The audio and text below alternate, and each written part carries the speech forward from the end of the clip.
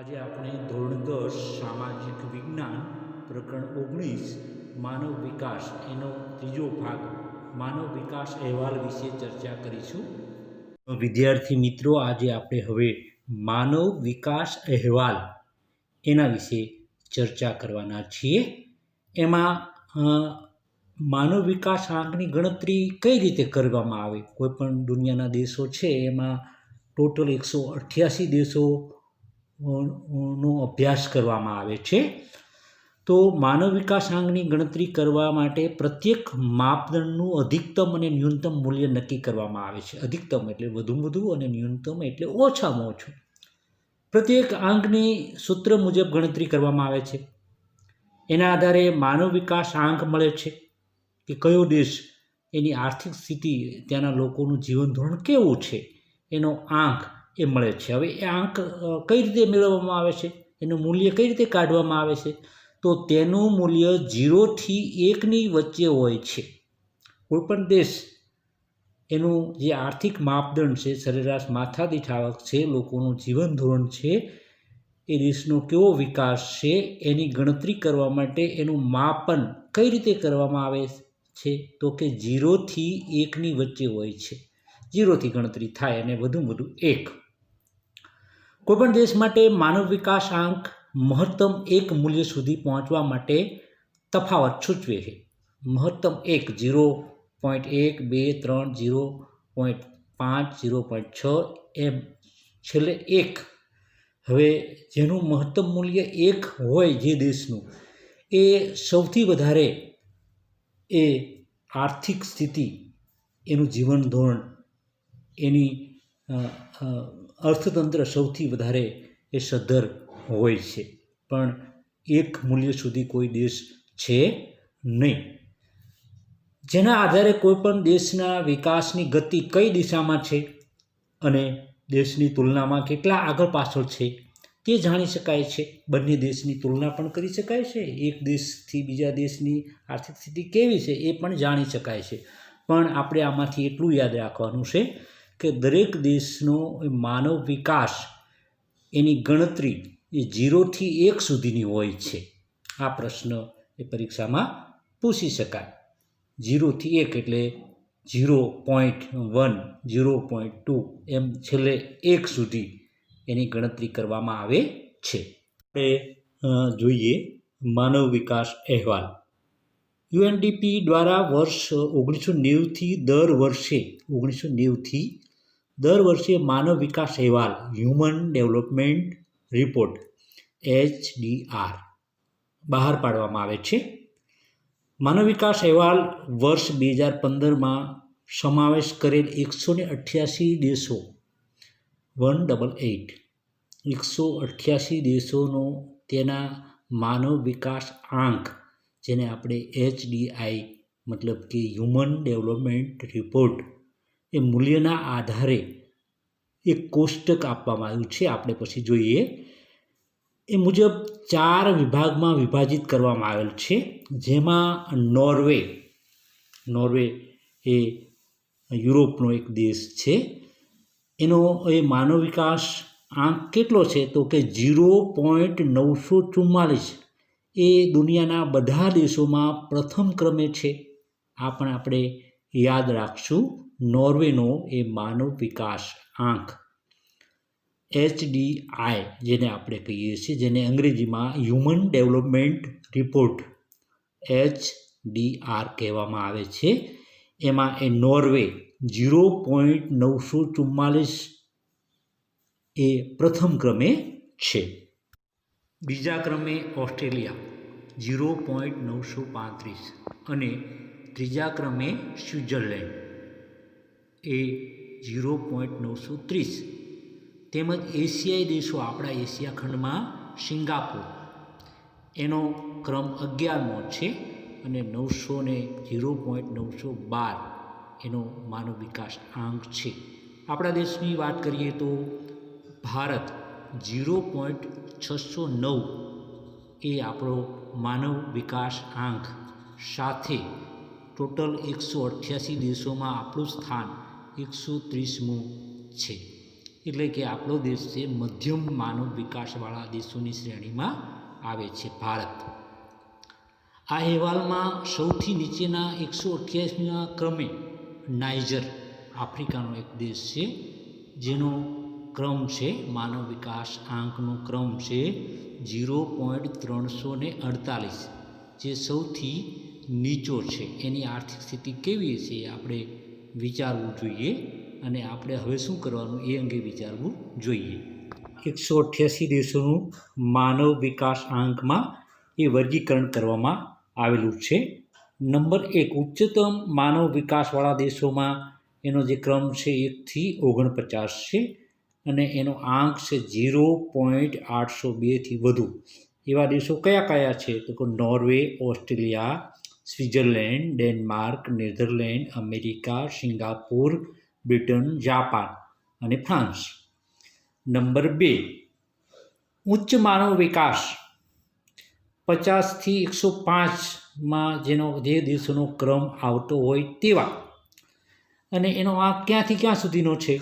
તો કે 0.700થી 0.798. એમાં Russia, Malaysia, Iran, Sri Lanka, Mexico, Brazil, ચીન, થાઈલેન્ડ અને જમૈકા, આટલા દેશો આવે છે. નંબર 3, મધ્યમ માનવ વિકાસ ધરાવતા દેશો, અને એનો એ આંક એનો ક્રમ 106થી 143 સુધીમાં જે દેશો આવે એ મધ્યમ માનવ વિકાસ આંક ધરાવતા દેશોમાં એનો સમાવેશ થાય છે. એમાં માનવ વિકાસ આંક એ ક્યાંથી ક્યાં સુધી? તો કે 0.555થી 0.698. એમાં ઇન્ડોનેશિયા, ફિલિપિન્સ, દક્ષિણ આફ્રિકા, ઈરાક અને ભારત, આપણા દેશનો સમાવેશ એ મધ્યમ માનવ વિકાસ વાળા દેશોમાં એ થાય છે. ત્યાર પછી છેલ્લું જોઈએ આપણે, નંબર 4, નિમ્નલિખિત વિકાસ, નિમ્ન માનવ વિકાસ. તો 144થી 188 ક્રમમાં જે દેશો આવે એ, તો એમાં જોઈએ તો એનો આંક કેવો છે? 0.550થી જે નીચે છે તે. એમાં કેન્યા, પાકિસ્તાન, નાઇજીરિયા, ઝિમ્બાબ્વે અને નાઇજર. નાઇજીરિયા અને નાઇજર આ બંને અલગ અલગ દેશો છે. આ ત્રણેય દેશો અને આ કેન્યા એ આફ્રિકન રાષ્ટ્રો છે, દક્ષિણ આફ્રિકામાં આવેલા એ રાષ્ટ્રો છે. આપણે એ માનવ વિકાસ અહેવાલ વર્ષ 2015માં ભારત અને પડોશી દેશોનું સ્થાન કેવું છે એના વિશે ચર્ચા કરીશું. તો ક્રમ અને દેશ, અને HDI હ્યુમન ડેવલપમેન્ટ ઇન્ડેક્સ, એમાં શ્રીલંકાની વાત કરીએ તો એનું સ્થાન 73મું છે. એટલે ભારત કરતાં ઘણી બધી સારી આર્થિક સ્થિતિ એ શ્રીલંકાની છે. એનો HID નંબર છે 0.759. ત્યાર પછી ચીન આવે છે, એનો 90મો નંબર છે. જેમ ઊંચો નંબર એમ આર્થિક સ્થિતિ એ ઓછી સારી ગણાય. એમાં ચીન છે 0.727. 104 ક્રમે એશિયા ખંડનો જ માલદીવ દેશ છે, એનો HDI નંબર છે 0.706. 130મા ક્રમે ભારત છે, આપણો એ 0.609 HDI ક્રમ છે માનવ વિકાસ આંક. ભૂતાન પણ એશિયા ખંડનો જ દેશ છે, આપણો પડોશી દેશ છે, ઉત્તર સરહદે આવેલો છે ભારતની. એ 0.605 એનો માનવ વિકાસ આંક છે. હવે એ માનવ વિકાસ અહેવાલ 2015માં ભારત અને પડોશી દેશોનું સ્થાન એ આપણા સરહદ ઉપર આવેલા દેશોની સ્થિતિ કેવી છે? તો દેશ છે ક્રમ નંબર અને HDI એનો માનવ વિકાસ આંક. એમાં બાંગ્લાદેશ 142મા ક્રમે, એટલે આપણા કરતાં એનો ક્રમ નીચો છે. નેપાળ 145મા ક્રમે, બાંગ્લાદેશનો 0.570, નેપાળનો 0.548, અને પાકિસ્તાન આપણા કરતાં ઘણી બધી ખરાબ આર્થિક સ્થિતિ કહેવાય 147મા ક્રમે, અને 0.538માં એનો માનવ વિકાસ આંક છે પાકિસ્તાનનો મ્યાનમાર, બર્મા જેને આપણે કહીએ છીએ. આપણા ભારતની પૂર્વ સરહદે એ બર્મા દેશ આવેલો છે. એનો 148મો ક્રમ છે, અને મ્યાનમાર એટલે બર્મા 0.536 એનો માનવ વિકાસ આંક છે. એ રીતે 171મા ક્રમે એ અફઘાનિસ્તાન, જમ્મુ કાશ્મીરની કેટલીક સરહદ એ અફઘાનિસ્તાન સાથે જોડાયેલી છે, આપણો પડોશી દેશ છે. એનો 0.465 માનવ વિકાસ આંક છે. આ રીતે આપણા પડોશી દેશોની સ્થિતિ આવી છે. આપણા કરતાં આગળ કોણ છે તો કે શ્રીલંકા, ચીન અને માલદીવ. એશિયા ખંડમાં આપણા પડોશી દેશોમાં એશિયા ખંડમાં આટલા દેશો આપણાથી માનવ વિકાસ આંકમાં આગળ છે. અને આપણે પછી 130મો ક્રમ ભારતનો 0.609 આપણો માનવ વિકાસ આંક છે, એ આપણે યાદ રાખીશું. આપણે વિશ્વના પ્રથમ 5 ઉચ્ચ માનવ વિકાસ સૂચકાંક ધરાવતા દેશો અને ભારતનો માનવ વિકાસ સૂચકાંક એ વિશે ચર્ચા કરીશું. આપણે માનવ વિકાસ સૂચકાંકમાં જે નિર્દેશકોનો સમાવેશ થાય છે એની ચર્ચા આપણે કરી ગયા છીએ. ભારતના જ અર્થશાસ્ત્રી એ આ 4 મુદ્દાના આધારે માનવ વિકાસ આંકની વિભાવના, મતલબ કે એની વ્યાખ્યા કરી છે. જન્મ સમયે અપેક્ષિત આયુષ્ય, અપેક્ષિત શાળાકીય વર્ષો, શાળાકીય સરેરાશ વર્ષો અને માથાદીઠ કુલ રાષ્ટ્રીય આવક, જે ડોલરમાં માપવામાં આવે છે. એમાં અહીંયા દેશોના નામ છે. તો સૌ પ્રથમ જોઈએ નંબર 1 નોર્વે. તો એનો HTI નંબર છે 0.944, જે સૌથી ઊંચો છે, 1 નંબર ઉપર આવે છે. અને એની જન્મ સમયે બાળકના અપેક્ષિત આયુષ્ય એ 81.6 છે. 2014માં એ 17.5 અપેક્ષિત શાળાકીય વર્ષો એના બાળકો, મતલબ કે ઉચ્ચ શિક્ષણ એ મેળવે છે. શાળાકીય સરેરાશ વર્ષો નોર્વેના 12.6 છે. અને માથાદીઠ આવક $64,992 છે. આ સરેરાશ એની માથાદીઠ આવક છે. સરેરાશ માથાદીઠ આવક કેવી રીતે નીકળે એ તમને કદાચ નહીં ખબર હોય. તો એક વર્ષની રાષ્ટ્રની કુલ રાષ્ટ્રીય આવક એને ભાગ્યા દેશની કુલ જનસંખ્યા, લોકોની સંખ્યા, અને બરાબર જે કંઈ આંકડો આવે એ સરેરાશ માથાદીઠ આવક કહેવાય. આપણે રૂપિયામાં આવે, અને રૂપિયા અને ડોલર વચ્ચે જે સંબંધ છે એના આધારે ડોલરમાં એ ફેરવવામાં આવે, અને એના આધારે આપણને ખબર પડે. એ રીતે બીજા ક્રમે ઓસ્ટ્રેલિયા છે. તો 0.935 અને જન્મ સમયે અપેક્ષિત આયુષ્ય 82.4. એ રીતે ઓસ્ટ્રેલિયાનું અપેક્ષિત શાળાકીય વર્ષ 20.2 અને શાળાકીય સરેરાશ વર્ષ છે 13, અને એની માથાદીઠ આવક છે $42,261 છે. એ રીતે ત્રીજા ક્રમે સ્વિટ્ઝરલેન્ડ આવે છે. એનો HDI નંબર છે 0.930 આંક. જન્મ સમયે અપેક્ષિત શાળાકીય વર્ષ 83 છે. અપેક્ષિત શાળાકીય વર્ષો 2014માં 15.8 હતા. એ રીતે શાળાકીય સરેરાશ વર્ષ 12.8 છે, અને એની સરેરાશ માથાદીઠ આવક $56,431 છે. એ રીતે નંબર 4 ઉપર આવે છે ડેનમાર્ક. એ પણ યુરોપનો દેશ છે. આ ઓસ્ટ્રેલિયા સિવાય બધા દેશો એ યુરોપના છે. તો ડેનમાર્કની એનો સૂચકાંક છે 0.923, અને જન્મ સમયે અપેક્ષિત આયુષ્ય વર્ષ છે 80.2, અપેક્ષિત શાળાકીય વર્ષ 18.7 અને શાળાકીય સરેરાશ વર્ષ 12.7. એ રીતે માથાદીઠ આવકમાં $44,025 એ ડેનમાર્કની છે. 5 નંબરમાં જે આવે છે એ નેધરલેન્ડ, 0.922 એનો સૂચકાંક.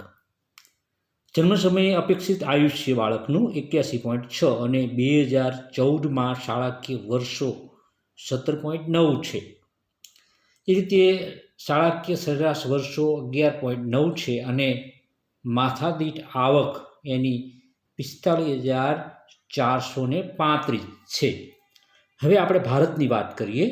1 થી 5 નંબરમાં જે દેશો આવ્યા છે એની આપણે વાત કરી. નોર્વે, ઓસ્ટ્રેલિયા, સ્વિટ્ઝરલેન્ડ, ડેનમાર્ક અને નેધરલેન્ડ. હવે એની સરખામણીમાં ભારતની આપણે તુલના કરીએ તો આપણો નંબર કેટલો છે? 135મો. 188 દેશોમાં 135મો નંબર છે આપણો. ભારતની સ્થિતિ કેવી છે? તો કે માનવ વિકાસ આંક આપણો એ 0.609 છે અને જન્મ સમયે અપેક્ષિત બાળકનું આયુષ્ય 2014માં એ 68 વર્ષનું ગણવામાં આવે છે. આની સરખામણીમાં આપણી તુલના કરી શકાય. એ રીતે અપેક્ષિત શાળાકીય વર્ષમાં આપણે 11.7 2014માં અને શાળાકીય સરેરાશ વર્ષ 5.4 છે. દરેક બાળકને શાળાકીય સરેરાશ વર્ષ 5.4 આવે છે. આની સરખામણીમાં આપણો વિકાસ કેવો છે એ જોઈ શકાય છે. હવે જોઈએ આપણે તો શાળાકીય સરેરાશ વર્ષોમાં 5.4 જોયું આપણે.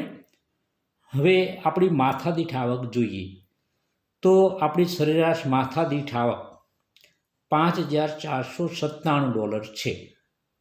આ દેશની સરખામણીમાં આપણે જોઈએ તો આપણી આર્થિક સ્થિતિ, આપણો વિકાસ કેવો છે એ જોઈ શકાય, સ્પષ્ટ જોઈ શકાય એમ છે. આપણે હવે શું કરવું, આના આધારે આપણે કેવા પગલાં લઈ શકાય, આર્થિક સ્થિતિ કેવી રીતે સુધરે એના વિશે આ આંકડાના આધારે આપણી સરકાર એના વિશે વિચારે અને આગળ વધે છે.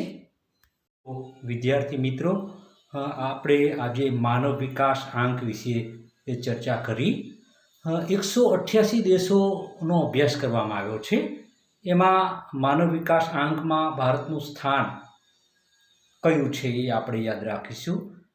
એ સિવાય 1 થી 3 નંબરના દેશોમાં કયા 3 દેશો, પહેલો, બીજો, ત્રીજો નંબર કયા દેશનો માનવ વિકાસ આંકમાં છે, નોર્વે પ્રથમ ક્રમે છે એ આપણે યાદ રાખીશું. ત્યાર પછી ભારતના પડોશી દેશોની સ્થિતિ કેવી છે, આપણાથી આગળ કોણ છે અને પાછળ કોણ છે? તો કે શ્રીલંકા આપણાથી આગળ છે. એ સિવાય એશિયા ખંડમાં એ ચીન આપણાથી આગળ છે. એ સિવાય એશિયા ખંડના આપણા પડોશી દેશો આપણાથી પાછળ છે. એ પણ આપણે યાદ રાખીશું. એટલે આ પ્રકરણમાં આપણે એટલી બાબતો ખાસ ધ્યાન રાખીશું. બહુ અઘરું નથી, પણ જુઓ, બધી જ માહિતી સરસ મજાના કોષ્ટક તમારા સામાજિક વિજ્ઞાનના પુસ્તકમાં આપેલા છે. એ જોઈને એ યાદ રાખવા પ્રયત્ન કરજો.